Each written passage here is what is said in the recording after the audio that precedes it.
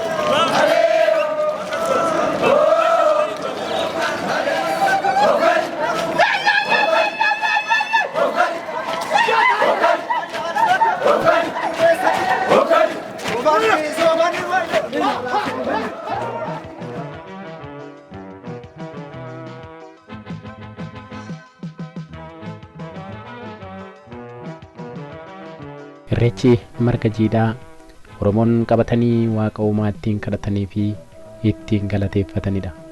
Kanaaf Oromoon uumama qabateet uumaa kadhata. Kan argateefis ittiin galateeffata. Kan walloles ittiin araarsa. Jilas ittiin jilata. Yeroo karaa deemanis bakkeewwan ulfoo kanneen akka tulluu, lageenii, mukeen gurguddoo bira yommuu gahan marga jiidhaa kutanii itti irreeffatanii yookaan safuu buufatanii bira darbu. Kana malees namni wal abaare haagii ittiin baafata yookaan dhiifama waliif godha. Akkasumas yeroo namni dhibame yookaan horiin dhibamte dawaa garagaraa yoo walii kennanis gatii irreechaa jedhanii wal gaafatu. Kanaafuu irreechaa karaa hedduun ibsuun ni danda'ama. Irreecha jechuun waan tokko maqaa waaqaatiin galata waaqaatiif marga jiidhaa daraaraa yookaan bakka margi jiidhaa fi daraaraan hin jirretti waanuma koskosii goggogaas ta'e dhagaas cirrachas iddoo tokko fuudhanii iddoo tokko kaa'uudha, iddoo murtaa'e kaa'uudha. Kun irreecha yookaan irreessa jedhama hojjetti. Irreeffachuun waaqa galata gashuuf yookaan ulfina waaqa agarsiisuuf waan tokko fuudhanii iddoo tokko kaa'uu jechaadha gabaabumatti. Maan Oromoo durdurii yeroo san turan gidduutti waan uumameen maatiin araara waaqaa kadhatee bu'aa irraa argate galateeffachuu kanarra araara kanaaf malkaatti bahaa tulluutti bahaa odaa jalatti bahaa Oromoon waaqa galateeffata wanna waaqni isaan arjoomeef jechuudha. Inni mana manatti abbaan waaqa galateeffachuuf irreeffatu akkuma isaa qaqqabametti fuudhaaf heeruma irratti ni irreeffatamaa, gaafa mucaan dhalatu ni irreeffatamaa, waaqa galata gashuudha waan tokko qabatanii. Asitti waa tokko itti dabaluu barbaada. Irreechi jira, daddarbaan jira, dhibaayyuun jira. Daddarbaa kan jedhamu wanta nyaatamu wanta akka foonii, wanta akka dammaa, wanta akka marqaa wanta akka cumboo daabboo wanta kanaa hin daddarbita. Innis irreessuma ta'uu isaati. Maal jechuudha? Waaqa kana naa kennitirraa mata deebisee sii galataa jechuu isaati. Dhibaayyuun immoo wanta dhangala'uudha. Oromoon hin dhibaafata. Bishaan hin dhibaafattu. Aannan dhibaafatta. Booka dhibaafatta. Farsoo dhibaafatta. Qoriirra maal jechaadha? Wanta gatii baasu. Utility value. Wanta humni namaatti hojjetee fidee wanta baasu sanarraa yoo goote inni dhibaayyuu jedhama. Namoonni tokko yeroo amantaa Oromoo arrabsuu barbaadan dhibaayyuu fi daddarbaan wallaalumaa. Waaqni nyaataayyuu kan bishaan kan farsoo dhangalaaftaniif kan booka dhangalaaftaniif kan foon daddarbitaniif kan daabboo daddarbitaniif waaqni nyaataa jedhanii warra amantii keenya maqaa yakkanii jiranii kana nama afataa mul'ataa jedhamu jaarsa tokko gaafadhee anillee akkas jedhee gaafannaan waaqni daddarbaa nyaatu dhibaayyuu hin dhugu odoo hin nyaatan dhuga ta'ee maaddii guddaa irratti dhiyeessinaaf ture.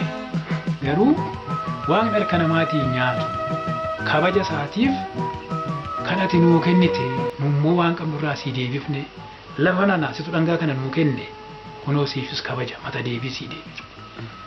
Laga nana wanni kana midhaan kana situ nuu baase mata deebii sii deebifne jechuu kabajaaf deebi'a malee waaqni daddarbaa nyaatuun dhugu. Jedhanii akka kanatti egaa irreechi garuu wanta kallacha nyaatamu miti. Wanta gurgurachuuf bituuf horii irraa baaftu miti. Isa hin irreeffattu, isa hin daddarbitaa yookaan hin dhibaafattu. Wanta odoo gatii ittiin baasin argattu garuu wanta baay'ee faayidaa qabu. Margi waan guddaadha. Margi biqiltuu bakka bu'a. Jireenya namaa bakka bu'a. Biqiltuun hin biqilu taanaan, mukni hin jiru taanaan, midhaan hin jiru taanaan jireenya namaa hin jiru. Kanaaf Oromoon marga waa hunda caalaa kabaja guddaa kenna. Yoo wal lole immoo marga sii qabadhe jedha. Irreechi marga jiidhaa Oromoon qabatee uumaa ittiin kadhatuu fi ittiin galateeffatudha. Ayyaanota Oromoon ayyaaneffatu keessaa ayyaanni Irreechaa uummata Oromoo biratti bakka olaanaa fi bakka guddaa kan qabudha.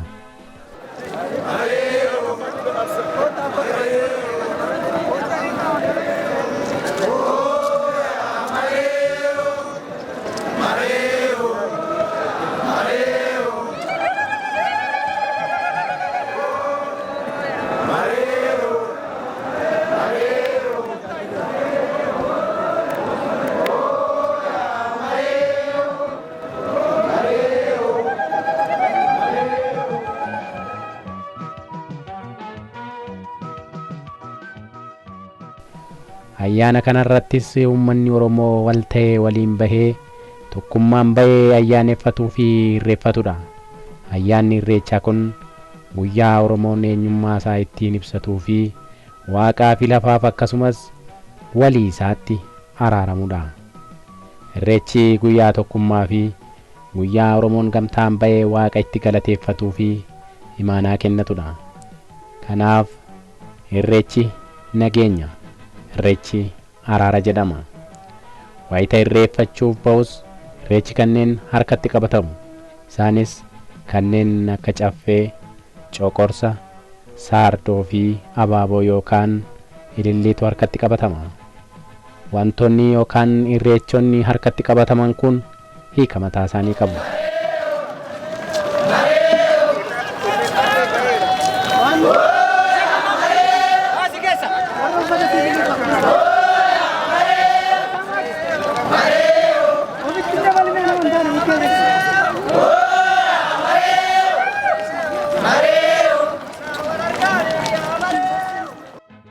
Caffeen mallattoo obsaati.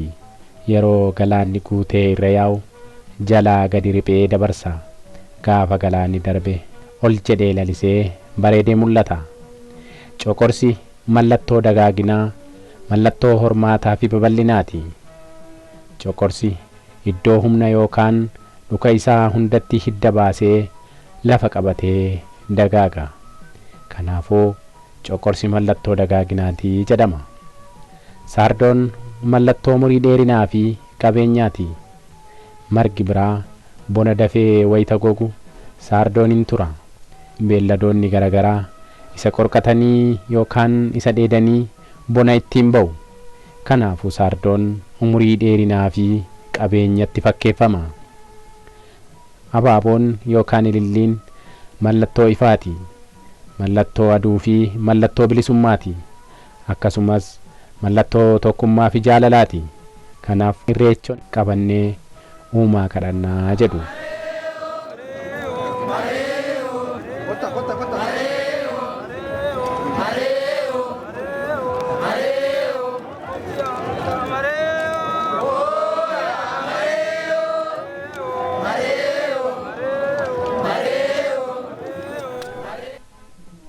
Uummanni kun waliin ta'ee irreecha waggaatti al lama irreeffata. Innis birraa fi arfaasaadha. Irreechi birraa irreecha galatoos ni jedhama. Irreechi kun ganna dukkana, bacaqqii fi rakkoo hamaa keessa darbamee booqaa birraatti yeroo bahamu uumaaf galata galchuudha. Kanaafuu irreechi birraa irreecha galatoo jedhamee beekama. Birraan wayitiin gannaa yookaan rooba cimaan darbee lafti itti qooruu fi biqiltuuwwan adda addaa itti daraaranii fi midhaan facaafaman itti mul'atanii firii itti kennanidha. Birraan wayitii waggaa keessatti mul'atan arfan keessaa yeroo gammachuun guddaan jaalalli namaa fi uumamaa ifa itti ta'udha. Yeroo firrii fi maatiin sababa roobaan akkasumas sababa lageen guutaniin addaan citanii turan itti wal arguuf carraa itti argatanidha. Akkasumas guyyaa irreechaa kaadhimaaleen wal filatanii fi wal hawwan guyyaa wal arguu itti eegalanidha. Kana malees yeroo waaqa gammachuu kanaaf isaan qaqqabsiise akka aadaa isaaniitti galateeffatanidha.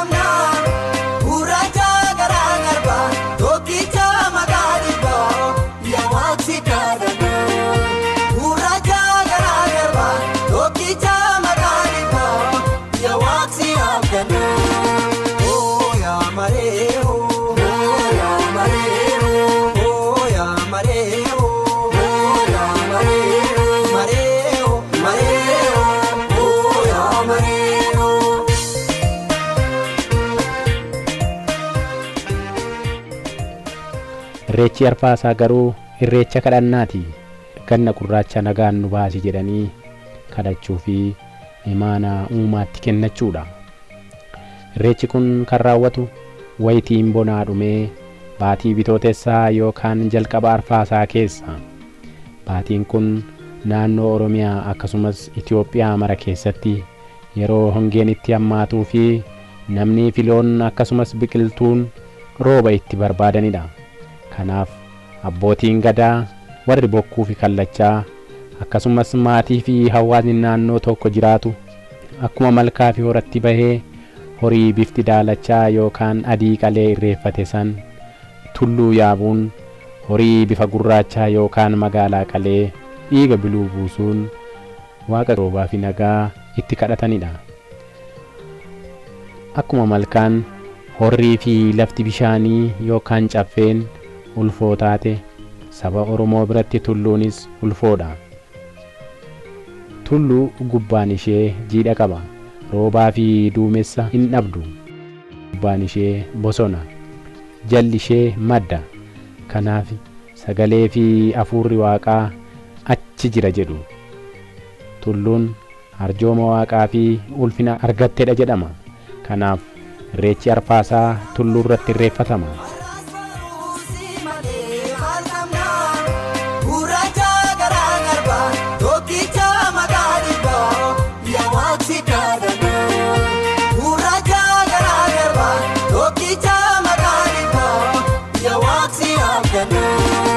Oh, ya mareo.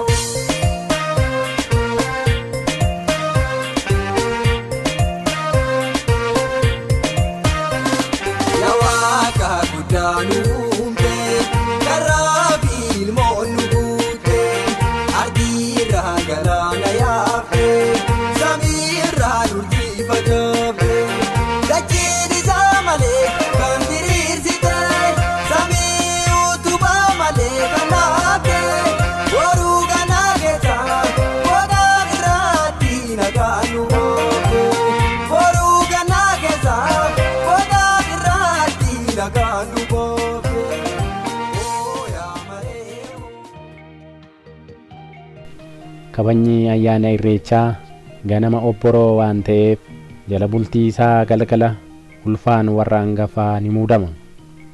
Sirna muudaa jala bultii kana irratti gosti ulfaa sanitti bulan hunduu ni argamu. Qophiin jala bultii galma ulfaa warra hangafaatti godhamu kun buna qalaa fi korma qaluu dabalatee sirna waaqeffachuu adda addaatu raawwatama. Sirnoota taasifaman kanneen keessaa ulfaawwan kanneen akka callee, caacuu, kallachaa fi bokkuun ni muudama. Akka duudhaa hawaasa kanaatti ulfaawwan kunneen hiika mataa isaanii qabu. Fakkeenyaaf bokkuun mallattoo aangoo fi mallattoo araaraati. Kallachi mallattoo hangafummaa fi araara warra dhiiraati. Caacuun mallattoo hangafummaa fi araara dubartii akkasumas mallattoo hormaataa fi baay'inaati jedhamee beekama. Siinqeen mallattoo heerumaa fi mirga dubartoonni Oromoo aadaadhaan qaban agarsiisudha. Alangaan mallattoo aangooti. Haaluma kanaan qophiin jala bultii xumuramee ganama obboroo warri hangafaa ulfaa fi irreecha baatanii uummataan tumsamanii gara iddoo irreechaatti deemu. Guyyaa ayyaana irreechaa ulfaan warra hangafaa hunduu ba'ee bakka irreechaatti argama. Uummannis gara irreechaatti yoo deemu ulfaa warra itti bulanii tumsuun yoo ta'u gara galmaatti yoo deebi'us akkuma jalqabaa ulfaan uummataan tumsameeti.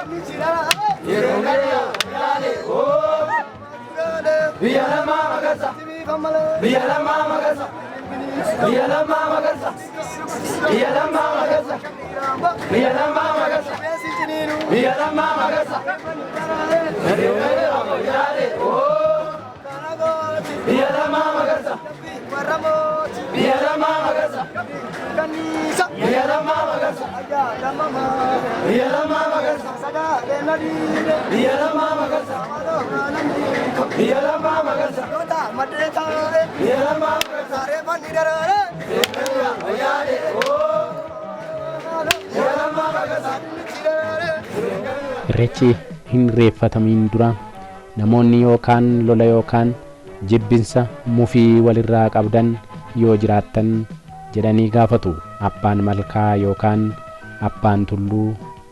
Yeroo kana namoonni mufii yookaan lola yookaan jibbinsa walirraa qaban akka waliif araaraman yookaan dhiifama waliif godhan ajajamu. Akka aadaatti namoonni jibba garagaraa walirraa qaban waliin hin irreeffatanii. Yoo waliin irreeffatan waaqni isaan hin dhaga'u, isaanittiin araaramu jedhanii amanu. Namoonni gaafa irreechaa sana araaramanis deebi'anii akka wal hin lolle, hin mufanne waliif galu. Sana booda waliin irreeffatanii galu. Kanaafuu irreechi araara, irreechi nageenya jedhamee beekama.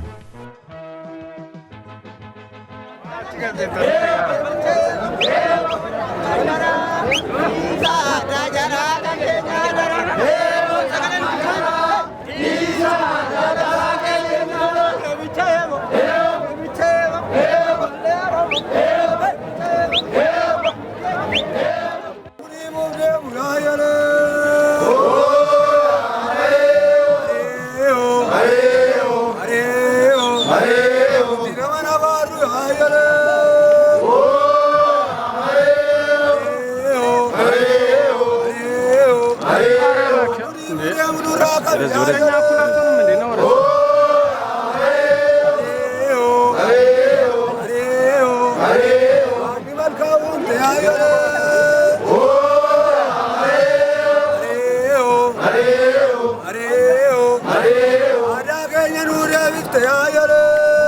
Jeekkarsi yookaan sirbi yeroo irreecha deeman jeekkaran irra caalaan maree'oo yoo ta'u gabbisayyoonis ni jira.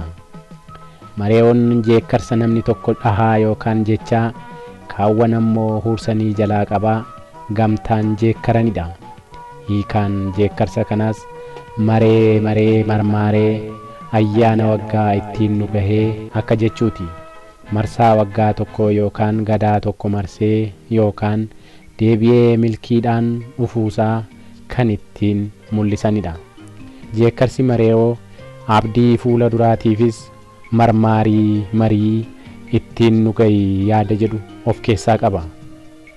Faaruu yookaan jeekkarsa maree'oo keessaa muraasni maree'oo alaa mana nuuf toli yaayyolee'oo maree'oo mee nutti araarame yaayyolee'oo dhagaa guddaa gama bishaantu wal baachisee maseenni dhaluun dinne isintu wal caalchisee jechaa gara irreeffannaatti dhiiraa dubartiin wal harkaa fuudhaa sirbaa jeekkaraa adeemu.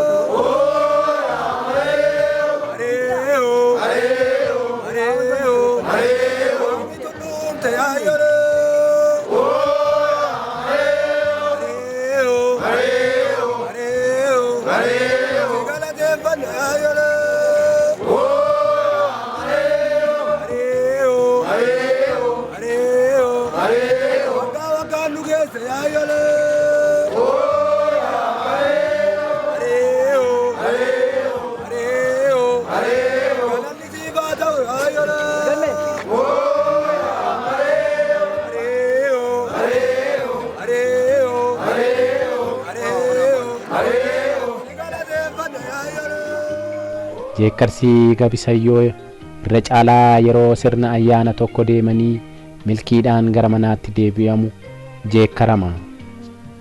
Kunis gabbannee milkoofnee nagaan deebine ergaa jedhu of keessaa qaba.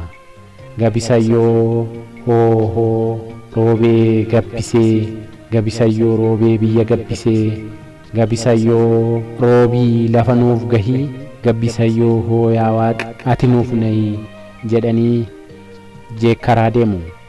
Qeerroo fi qarreenis haala gitaa umurii isaaniitiin waliin ta'anii dhiichisaa, shubbisaa, tirrii dhahaa, geelloo taphachaa, gattumee fi oltumee shaggoyyee sirbaa waliin buhaaraa oolu.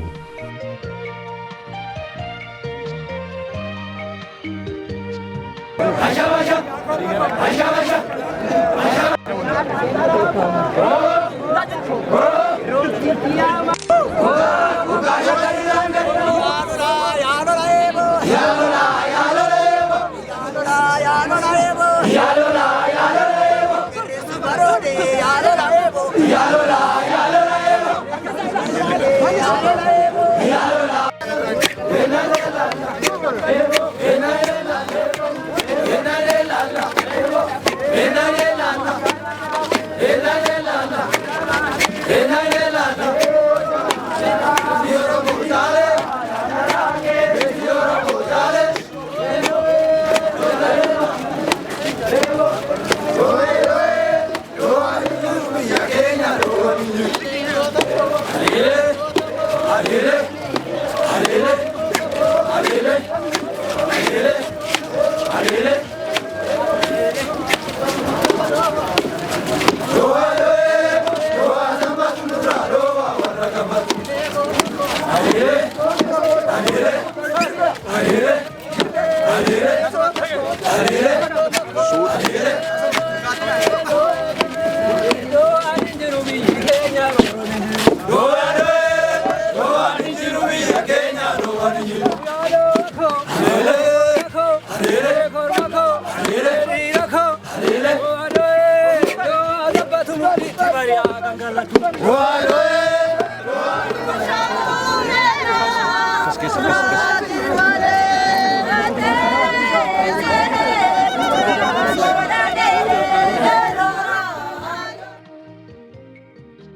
Irreechi hora Finfinnee waggoota 150 dura yookaan jaharraa tokkoof walakkaan dura bara mootii Minilik tulluu Inxooxxoo maqaan durii ishee gaara Xuuxxoo irra ba'ee Finfinnee qabatu akka dhaabbatu ta'ee ture. Kana malees sirni gadaa fi ayyaaneffannaan garaagaraa akka dhaabbatu ta'eera. Yeroo sanaa jalqabee hora Finfinneetti irreeffachuun dhaabbate. Maatiin Oromoo Finfinnee keessa jiraatu garuu dhoksaadhaan araddaa isaarratti irreeffataa ture. Hora Finfinneetti abbummaan kan irreeffachaa ture Oromoota Gullallee, Oromoota Galaanii fi Oromoota Eekkaati jedhu hayyoonni.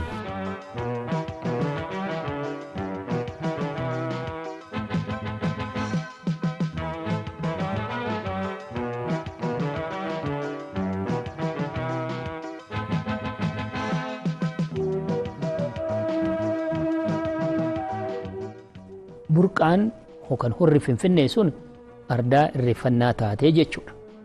Kunis keessattuu gosa tuulamaa keessaa warri Gullallee daggala saaqanii jechuudha. Abbaan meeddachaa kan ta'e Gullalleen manni Fittaal hora Finfinnee irratti irreeffachaa ture. Baroota dheeraa booda humnoonni gita bittaa kara kaabaa jiran naannoo Finfinnee kana qabatan. Finfinnee qabatanii burqaa Finfinnee hora Finfinnee kana achitti magaalli Finfinnee hundoofamte. Keessattuu bara 1879 irra daalattiirra mootii Minilik masaraa isaa ijaarratee yogguu achi qubatu. Dirqama Oromoonni naannoo san jiran an akka warra Duulaa Arra'ee araddaa warra Duulaa Arra'eeti. Warra Gullallee keessaa jechuudha naannoo san qubata warra guddaa Duulaa ardaa sanirra isaan karaa Qaallittiitti akka gadi socho'an ta'ee kun karaa Buraayyuutti akka achi baqatu ta'ee ardaa sanirratti ofii isaaniitiif waan qubataniif aadaan Oromoo naannoo sanitti irreecha raawwatu sun akka hafu ta'ee jechuudha. Warri Finfinnee bakka Oromoon itti irreeffatu hoggaa ta'u Finfinnee dhumti maqaa ishii arda Qaallutti. Maqaa dhumti Finfinnee kun hora achii finnisuuni. Babal'ina magaalaa wajjiniin aadaan irreeffannaa yookaan galateeffachuu sun hafee dhumarratti Basaqaa fi hora Harsadii irratti akka waltajjii Oromoo hundaa ta'ee mul'achaa dhufe jechuudha.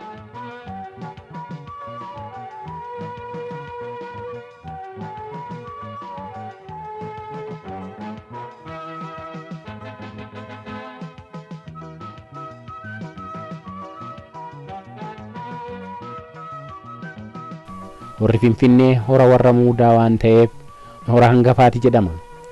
Daggal saaqiin gosti Oromoo naannawaa Finfinnee ture Gullalleedha. Gullalleedhaa gad ammoo otoo hin fagaatiin galaantu ture. Laga qabbanaatiin gama ammoo Oromoo gosa eekkaatu ture jedhama. Ijji baddu iddoon ijaan baddu akkuma jedhu Oromoon.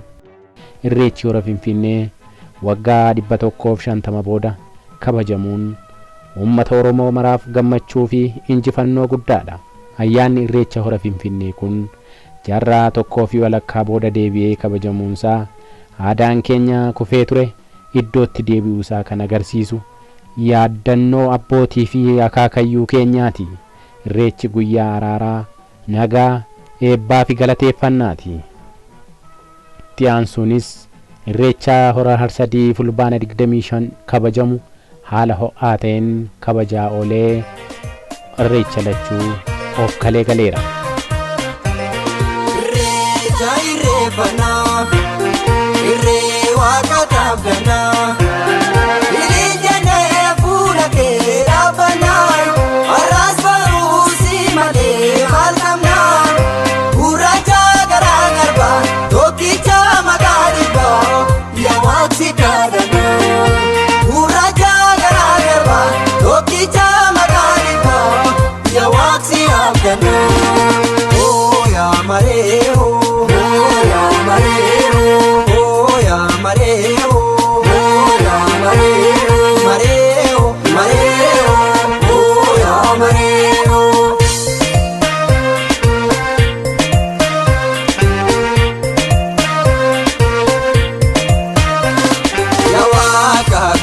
nuumte karraa fi ilmoon nu guute argiirraa galaana yaafte samiirraa nurtii facaafte dachiin isaa malee kan diriirsite samii utubaa malee kan naafte boruu ganaa keessa godaa irratti nagaan nu oofe boruu ganaa keessa godaa irratti nagaan nu oofe.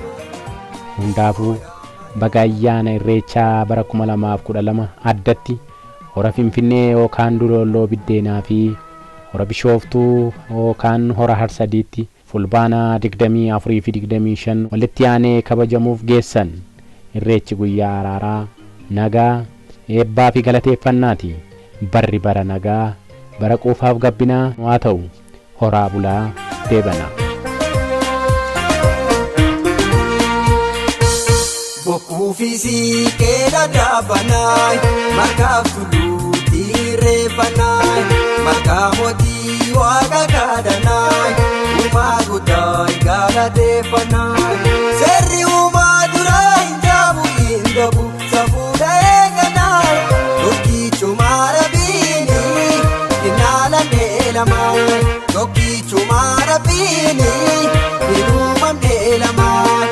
Wadeessa jaajuu fi gaalachaa Budaa kormaa suufi bakkachaa Seeraa uumaa deemna laalachaa Ayyaantummaa waaqa kabajaa.